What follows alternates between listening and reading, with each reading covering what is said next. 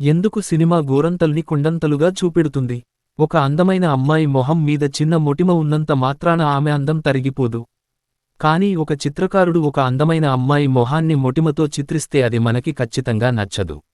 అలా జీవితంలోలాగే సినిమాలో కూడా ఒక దర్శకుడు మామూలుగా ఉన్నదాన్ని మరింత ఎక్కువ అందంగా, మరింత సృజనాత్మకంగానూ ఉండేలా తన శైలి, సంభాషణలు, నేపథ్య సంగీతం, పాత్ర చిత్రణ వంటి వాటి సహాయంతో తీర్చిదిద్దుతాడు.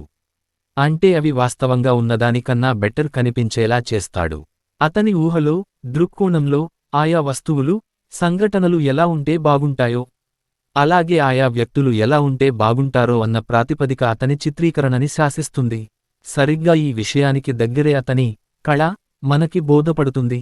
ఈ కళ మంచిదో, చెడ్డదో అనేది సినిమా చూస్తున్న ప్రేక్షకుడి మనస్తత్వం మీద ఆధారపడి ఉంటుంది.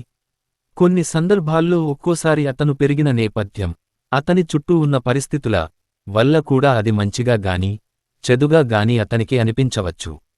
థియేటర్లో కూర్చొని సినిమా చూస్తున్న ప్రేక్షకుల మనసులోని భావాలకి ఆ చిత్రదర్శకుడు ప్రదర్శించిన భావాలకి దగ్గరగా ఉన్నప్పుడు ఆ ప్రేక్షకుల్ని ఒక అనుభూతికి గురిచేస్తాయి. ఆ సమయంలో దర్శకుడు చూపే విషయానికి ప్రేక్షకుల మనస్సులోకి చొచ్చుకుపోతుంది.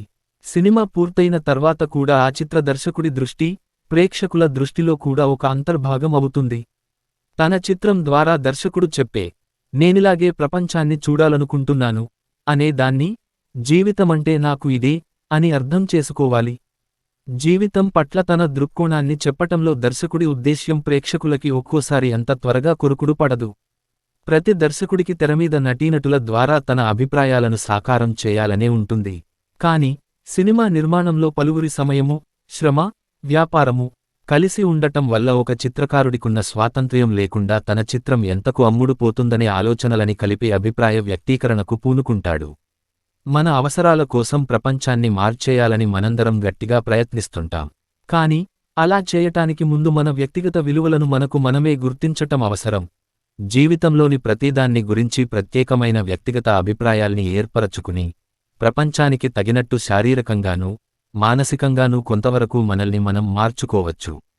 కానీ ప్రపంచాన్నే మార్చేయాలన్న బలమైన కోరిక ఉంటేనే మనకంటూ ఉన్న ఒక ప్రత్యేకమైన కళ బయటపడుతుంది. ఉదాహరణకు, కంపెనీ చిత్రంలో మాఫియా వాళ్లని నేను చిత్రీకరించిన తీరు నేర ప్రపంచాన్ని గురించిన నా కళాత్మకమైన ఊహ మాత్రమే. నేర ప్రపంచంలో మాలిక్ వంటి వ్యక్తి ఉండాలనేది నా కోరిక మాత్రమే, కాని అక్కడ మాలిక్ వంటి వాడు ఉండాల్సిన అవసరం లేదు. అలాగే సర్కార్ నా వ్యక్తిగత అభిప్రాయంలో నేను చెప్పదలచుకుంది, బాల్ ఠాకరే, బాలా సాహెబ్ ఠాకరే ను నేనెలా చూడదలిచాను అనే. సినిమా కథతో పాటు ఎంతో సృజనాత్మకంగానూ, ఎంతో అందంగానూ చూపించే దర్శకుడి శైలే ముఖ్యమని నా గట్టి నమ్మకం.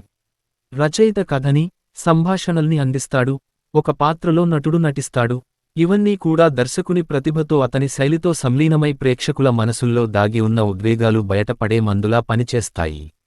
కథ లేకుండా కేవలం స్టైల్ మాత్రమే పనిచేయదనే మాట ఎంతమంది చెప్పినా స్టైల్ లేనిదే సినిమా లేదని నా గట్టి నమ్మకం. ఎందుకంటే స్టైల్ అనే చోటే దర్శకుడు కనిపించేది. రాయటం వగైరా ఇతర నైపుణ్యాలు ఉన్నప్పటికీ దర్శకునికి మౌలిక నిర్వచనం ఏంటంటే, నటన ప్రదర్శనకు, ప్రాథమిక కళలకు దర్శకుడే సూత్రం వంటివాడు. నటులు, సంగీత దర్శకుడు, ఛాయాగ్రాహకులు తదితరులందరి పనులకు దర్శకుడే ప్రదర్శకుడు. తన ప్రత్యేక శైలితో తానేం చెప్పదలచుకున్నాడో దానికి వారందరూ ప్రాథమిక సాధనాలవుతారు. ఈ మౌలిక కళలకు పరిపూర్ణత రావాలంటే సినిమాలో చూపించాలనుకున్న కళలన్నిటి గురించి దర్శకునికి మంచి అవగాహన ఉండటం చాలా అవసరం. తరువాత వీటన్నిటినీ తన అసాధారణ శక్తితో క్లుప్తీకరించి, వ్యక్తిగత అభిప్రాయాలతో కలబోసి సినిమా సృజనకు తగిన ఆలోచనలు కలిగి ఉండాలి. ఇటువంటి అద్భుతమైన సృజన కలిగిన దర్శకులు బహు అరుదనే చెప్పాలి.